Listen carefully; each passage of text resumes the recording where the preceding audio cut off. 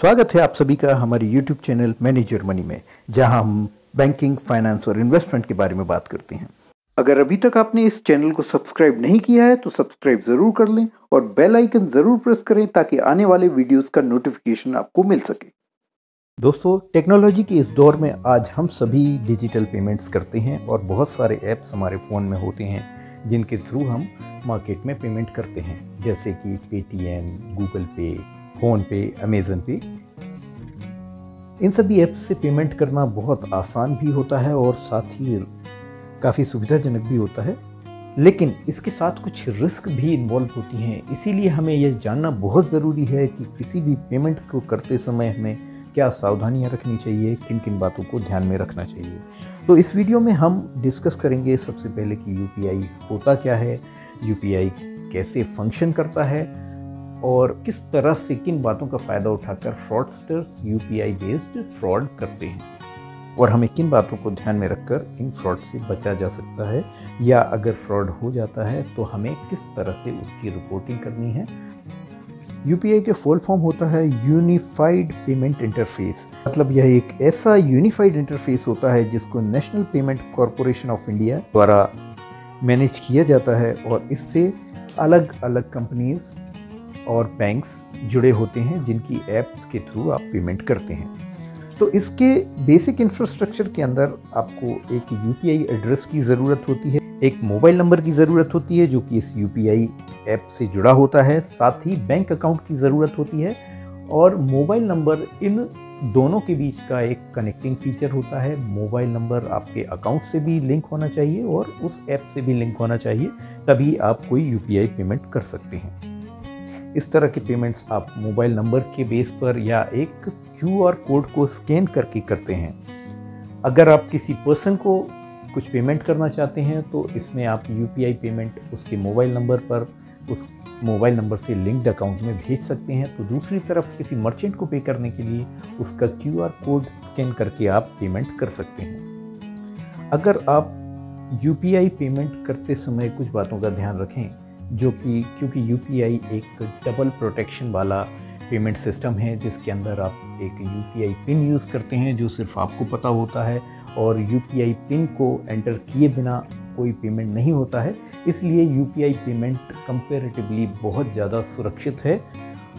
इसमें होने वाले फ्रॉड्स नॉर्मली सिर्फ हमारी कुछ गलतियों की वजह से ही होते हैं, अदरवाइज टेक्नोलॉजिकली यूपीआई पेमेंट्स पूरी तरह सेफ होते हैं। तो अब हम जानेंगे कि ऐसे किस तरह के फ्रॉड्स होते हैं जो यूपीआई के थ्रू हो सकते हैं और हमें किन बातों का ध्यान रखना चाहिए ताकि हम इन फ्रॉड से बच सकें। यूपीआई के थ्रू होने वाले सबसे ज़्यादा फ्रॉड्स में है यूपीआई कलेक्ट रिक्वेस्ट फ्रॉड। इसके अंदर जैसे आप कभी OLX पर कोई सामान बेचने की ऐड डालते हैं या आपको अपना मकान किराए पर देना है या किसी भी तरह की ऐड डालते हैं, तो बहुत सारे फ्रॉडस्टर्स या बहुत सारे लोग आपको कॉल करते हैं। उनमें से कुछ जो फ्रॉडस्टर होते हैं वो आपको कॉल करते हैं और आपसे इस डील के लिए बात करने के बाद आपको बोलते हैं कि वो आपको कुछ एडवांस पेमेंट करना चाहते हैं और वो एडवांस पेमेंट करने के वक्त वो आपको एक रिक्वेस्ट भेजते हैं।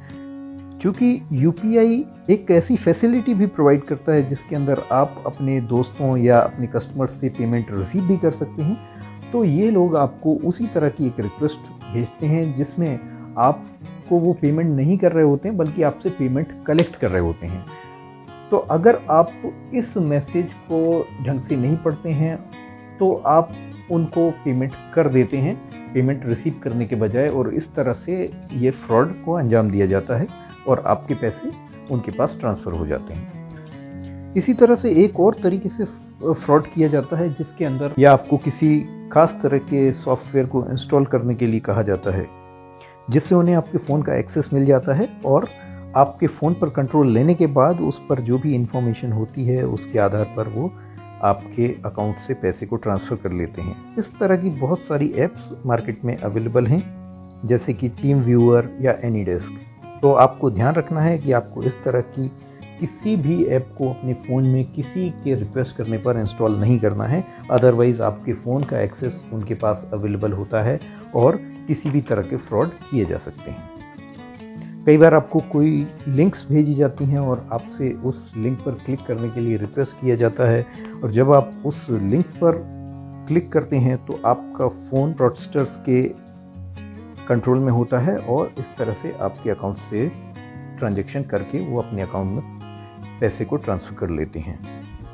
इसके अलावा कई बार आपको कोई पैसे देने के नाम पर या आपको कोई पेमेंट रिसीव करने के नाम पर QR कोड भेजी जाता है, और इस QR कोड को स्कैन करने के बाद आपके अकाउंट से पेमेंट्स हो जाते हैं। इन सब बातों को ध्यान में रखने के बाद भी अगर मान लीजिए कोई UPI ट्रांजैक्शन फ्रॉडुलेंटली आपसे करा लेता है, तो ऐसी कंडीशन में अब आपको क्या करना होता है। सबसे पहले आपको कुछ डिटेल्स कलेक्ट करने होते हैं जिनके आधार पर UPI फ्रॉडस्टर को पकड़ा जा सकता है और आपके पैसे वापस दिलाए जा सकते हैं। इसमें सबसे पहले आपको UPI ट्रांजैक्शन का reference number, bank account details और स्टेटमेंट अपना आपको रखना होगा, ताकि डेबिट एंट्रीज़ को आप बता सकें कि किस तरह की एंट्रीज़ आपके अकाउंट से हुई हैं। SMS या डेबिट नोटिफिकेशन जो भी आपको मिला है उसके डिटेल्स भी आपको रखने होंगे। फ्रॉडस्टर का फ़ोन नंबर अगर आपके पास अवेलेबल है जिस पर आप पेमेंट किया है आपने या जिस पे आपकी बात हो रही थी, तो इसको भी आपको रखना होगा और इन्वेस्टिगेटिंग एजेंसी या बैंक को अवेलेबल कराना होगा। उस फिशिंग लिंक या SMS जो भी आपके पास आया था जिसको यूज़ करने के बाद आपको के साथ ये धोखाधड़ी हुई है, उसको भी आपको संभाल के रखना होगा और इन्वेस्टिगेटिंग एजेंसीज को बताना होगा। ये सब इन्फॉर्मेशन के साथ आपको बैंक के पास एक एप्लीकेशन देनी होती है। साथ ही साइबर क्राइम से रिलेटेड पुलिस का जो भी विंग हो उसमें आपको जाकर एक कंप्लेंट रजिस्टर करनी होती है। आपकी इस तरह की एप्लीकेशन मिलने के बाद बैंक और इन्वेस्टिगेटिंग अथॉरिटीज़ NPCI के माध्यम से या उस ऐप के माध्यम से फ्रॉडस्टर के बारे में अलग अलग इन्फॉर्मेशन निकालने की कोशिश करते हैं। जैसे उस एप्लीकेशन से रिलेटेड लॉग्स निकाल लेते हैं। फ्रॉडस्टर जो आपने इन्फॉर्मेशन दी है उसके बैंक अकाउंट या उसके फ़ोन नंबर के आधार पर उसके बैंक अकाउंट डिटेल्स वगैरह भी निकालते हैं। IP एड्रेस पता करते हैं जिससे या फ्रॉडस्टर ने ट्रांजैक्शन किए हैं, और उसके बाद सबसे पहले उस बैंक तक पहुंचकर जिस बैंक में आपका पैसा गया है, पहली कोशिश होती है कि उस अमाउंट को फ्रीज कर दिया जाए ताकि फ्रॉडस्टर उस अमाउंट को ना निकाल सके। जैसा कि मैंने बताया कि UPI कंपैरेटिवली सभी डिजिटल ट्रांजैक्शंस में सेफ होता है। इसमें कोई भी ट्रांजैक्शन बिना आपके इन्वॉल्वमेंट के, यानी कि जब तक आप कोई इन्फॉर्मेशन कंप्रोमाइज़ नहीं करते हैं, कुछ इन्फॉर्मेशन लीक नहीं करते हैं या किसी अनऑथराइज्ड लिंक के थ्रू कोई ट्रांजैक्शन नहीं करते हैं, तब तक इस तरह फ्रॉड नहीं हो सकता है। तो ऐसी कंडीशन में आपको किसी भी तरह का इंश्योरेंस या किसी भी तरह का कंपनसेशन अवेलेबल नहीं होता है। तो ऐसी कंडीशन में सिर्फ आपका बैंक, आपका वो कंपनी जिसका ऐप आप यूज़ कर रहे हैं और साइबर क्राइम सेल ही आपकी मदद कर सकते हैं। अगर आपके साथ कभी भी इस तरह का कोई फ्रॉड होता है तो उसके बाद आपको कुछ स्टेप्स लेनी होती हैं, कुछ फर्दर प्रिकॉशंस लेने होते हैं। जैसे इसके बाद तुरंत आप अपना UPI पिन चेंज करें। अगर आपने कोई ऐसी ऐप डाउनलोड कर ली है रिमोट एक्सेस देने वाली, तो उसको तुरंत अनइंस्टॉल करना होता है, जैसे एनीडेस्क, क्विक सपोर्ट, जूम, और टेम्परेरीली इनको ब्लॉक भी कर देना चाहिए, भले ही आप इसको बाद में दोबारा यूज़ कर सकते हैं। तो दोस्तों, मुझे लगता है ये जानकारी भी आपके लिए उपयोगी साबित होगी, और अगर कभी किसी तरह के ऐसे मैसेजेस या आपको कोई और ऑफ़र या पेमेंट रिसीव करने की बात होती है, तो आप इन सब बातों का ध्यान में रख के फ्रॉड से बच सकते हैं। इसी तरह की और वीडियोस को देखने के लिए हमारे चैनल को सब्सक्राइब ज़रूर करें, साथ ही बेल आइकन को प्रेस करें ताकि आने वाले वीडियोस का नोटिफिकेशन आपको मिल सके।